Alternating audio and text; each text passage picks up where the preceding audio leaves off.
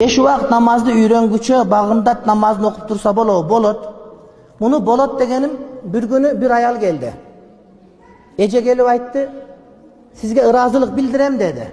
Ben ayttım, emnege bildiresiz desem aytat, moldalarga barıp багымдат окусам болобу desem, bolboyt, okusan 5 okup olsun bolboyt dep ayta berdi ele, jüre verdim. Ana bir günü siz mayli okubasaң багымдат oku dep ayttыңыз ele, багымдат okup 2 aydan keyin 5'imi okup, жарым жылда бардыгын окуп калдым. 5 жыл окубай жүргөм, рахмат сизге деп келгенден кийин аябай сүйүнүп кайра айтып калдым ошентип. Анткени намаздын касиети бар, бирин-бири чакыра берет. Кээ-бир кыздар бир жака турмушка чыкса жакшы жери болот да. Мисалы үчүн жанагы тамекичи көп жерде кыздар алмашы көп жака турмушка чыгып калса, тамеки чыккан жаман экен, жүрбөй алма жейбиз деп туруп, кошуналардын кыздарын алып качып келип көбөйтүп алат. Бирокачы намаз ушундай да. Намаз bir адамга кирип алса, калган шерттен алып келип тез эле толуктап алат. Ошон үчүн багымдаттан баштай бер деп айтабыз да. Мен көпчүлүктөн угам. Багымдат менен куптан намазын окуйм дешет.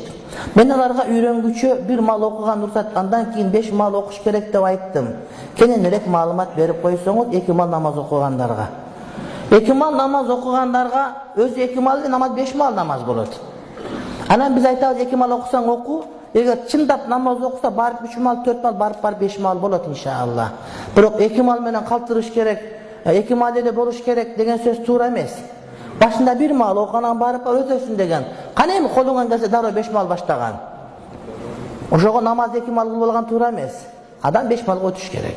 Намазды берилип окуй албай жатам. Кантип тургузсам болот? Өзүм студентмин. Ана окуйм, мына окуйм деп отуруп калтырып коюп жатам. Жол көргөзчү сөздөрүңүздөн айтыңызчы дейт. Кыяматка барганда бизден биринчи сурала турган нерсе бул намаз. Эгер намаздан өтсө калганга кезек келет, өтпөсө калганга кезек келбейт. Ошондуктан урматтуу бир туугандар, намаздын маанисине өтө маани бериш керек. Ким намазын тургузса динин тургузган болот, кимде ким намазын тургуза албаса динин тургуза албаган болот.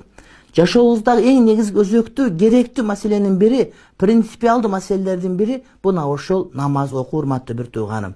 Тамак жеп, курсак тойгузуп, кийим кийип, бетти жууп, нары бери басабыз, бирок алардын бардыгынан өтө зарыл маселе бул адамдын намаз. Ошондуктан намазга маани беришибиз керек.